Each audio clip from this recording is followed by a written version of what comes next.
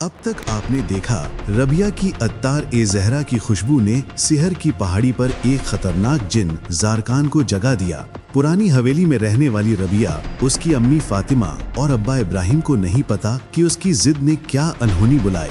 ज़ारकान की फुसफुसाहट, रहस्यमयी साए और उसका डरावना प्रस्ताव, तुमसे निकाह करना चाहता हूँ, रबिया को डर के साए में ला चुका है। क्या रबिया अपने परिवार को ज़ारकान से बचा पाएगी? क्या उसकी शक्ति को मात दी जा सकेगी? नॉलेज टाइम्स को सब्सक्राइब करें और बेल आइकन दबाएं। पार्ट 1 डिस्क्रिप्शन में देखें। कमेंट में बताएं रबिया का क्या होगा।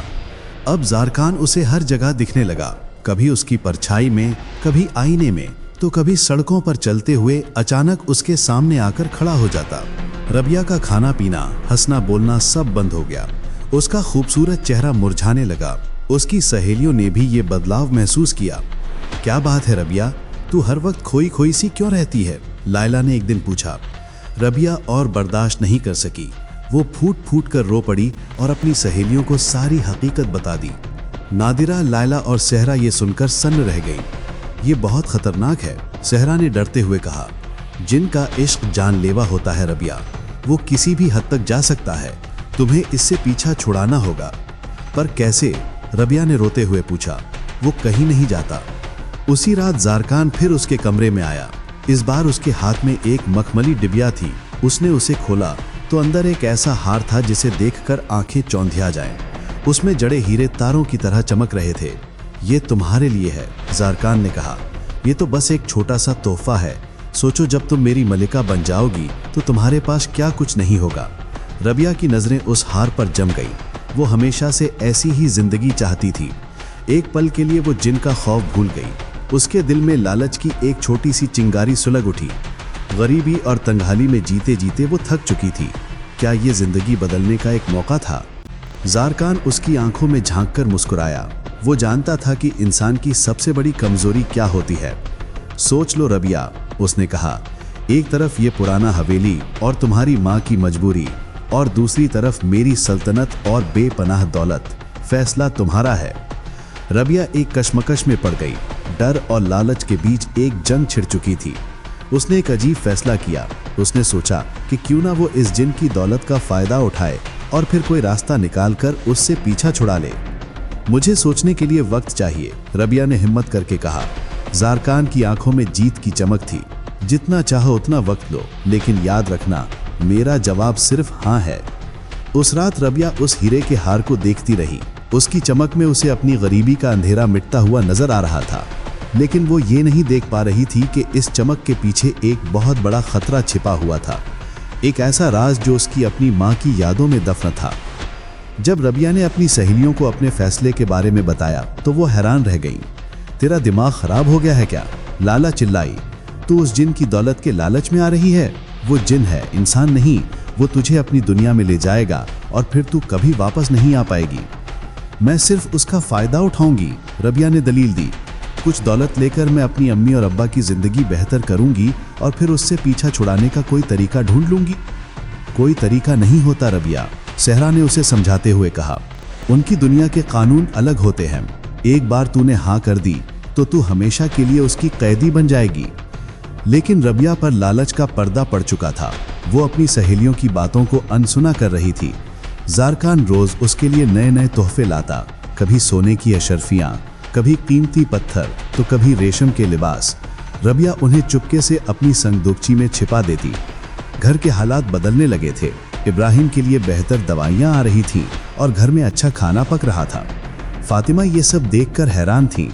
बेटी, ये सब कहाँ से आ रहा है? उसने एक दिन पूछ ही लिया। मेरी एक सहेली के घर शादी है, उन्होंने मुझे ये सब दिया है, रबिया ने एक और झूठ बोला। फातिमा चुप हो गई, लेकिन उसका दिल किसी अनहोनी की आशंका से कांप रहा था। उसे अपनी बेटी की आंखों में वो पुरानी चमक नहीं, बल्कि एक अजीब सा डर और लालच का मिश्रण दिखता था। एक दिन जब फातिमा रबिया के कमरे की सफाई कर रही थी, उसकी नजर संदूकची के नीचे पड़े एक छोटे से झुमके पर पड़ी। वो झुमका ऐसा था जैसा उसने अपनी जिंदगी में कभी नहीं देखा था। उसे हाथ में लेते ही फातिमा को एक अजीब सा झटका लगा। उस झुमके से वही अनजानी पुरानी महक आ रही थी, चंदन और रेगिस्तान की रेत जैसी। फातिमा का दिल बैठ गया। ये महक उसने पहले भी महसूस की थी, बरसों पहले, जब वो खुद एक छोटी बच्ची थी। उसकी माँ यानी रबिया की नानी उसे अक्सर उस सिहर की पहाड़ी की तरफ देखने से भी मना करती थी। वो कहती थी, वहाँ ज़ारकान कैद है, एक ऐसा जिन जिसे हमारे ख़ानदान की एक औरत ने अपनी समझदारी से कैद कर लिया था। वो सिर्फ एक ही चीज़ पर दीवाना होता है, अत्तार ए ज़हरा की खुशबू पर। फातिमा की नानी उसे बताती थी कि अत्तार ए ज़हरा सिर्फ एक इत्र नहीं है, ये हमारे ख़ानदान का राज है। इसे बनाने की तरकीब सिर्फ हमारे ख़ानदान की औरतों को पता थी।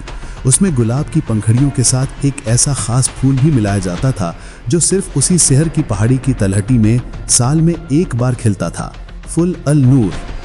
वो फूल जिनों को अपनी तरफ खींचता भी था और अगर उसे सही तरीके से इस्तेमाल किया जाए तो उन्हें कमज़ोर भी कर सकता था। फातिमा की माँ ने उसे वो तरकीब सिखाने की कोशिश की थी, लेकिन फातिमा को इन बातों में कभी दिलचस्पी नहीं रही। उसने इसे अपनी माँ का वहम समझा। लेकिन आज उस झुमके से आती महक और रबिया का बदला हुआ बर्ताव देखकर उसे सब कुछ याद आने लगा। उसकी माँ की चेतावनी उसके कानों में गूंज रही थी। वो भागकर रबिया के पास गई, जो अपनी सहेलियों के साथ जाने की तैयारी कर रही थी। रबिया, सच बता, ये सब कहाँ से आ रहा है? क्या तू उस सिहर की पहाड़ी पर गई थी? रबिया ने अपनी माँ की आंखों में झांककर घबरा गई। आज उनकी आंखों में गुस्सा नहीं, बल्कि गहरा खौफ था। वो और झूठ नहीं बोल पाई और रोते रोते अपनी माँ को सब सच बता दिया। फातिमा के पैरों तले जमीन खिसक गई। हाय अल्लाह, वही हुआ जिसका डर था, वही ज़ारकान, वो आज़ाद हो गया। आपको कैसे पता? रबिया हैरान थी। तब फातिमा ने उसे वो राज बताया जो बरसों से उनके ख़ानदान में दफन था। उसने बताया कि कैसे उसकी परदादी ने अपनी अक्लमंदी से ज़ारकान को उसी सिहर की पहाड़ी में कैद कर दिया था। ज़ारकान को कैद करने के लिए उन्होंने फुल अल नूर का इस्तेमाल किया था। उसे एक ख़ास तरीके से जलाकर उसके धुएं से ज़ारकान को कमज़ोर कर दिया गया था। लेकिन रबिया के सामने अब भी एक अनसुलझा रहस्य खड़ा था। क्या फुल अल नूर की ताकत वाकई ज़ारकान को हमेशा के लिए कैद कर पाई, या फिर शहर की पहाड़ी की गहराइयों में उसकी ताकत का कोई अंश अभी भी सांस ले रहा है, रबिया की खुशबू का इंतजार करते हुए? अगर आपको रबिया और अत्तार ए ज़हरा की ये रहस्यमयी कहानी पसंद आई तो नॉलेज टाइम्स को सब्सक्राइब करना ना भूलें। बेल मिली वीडियो में हम और भी डरावनी, सस्पेंस से भरी और भारतीय संस्कृति की कहानियां लेकर आएंगे। कमेंट में बताएं, क्या रबिया सचमुच सुरक्षित है या ज़ारकान की वापसी होगी?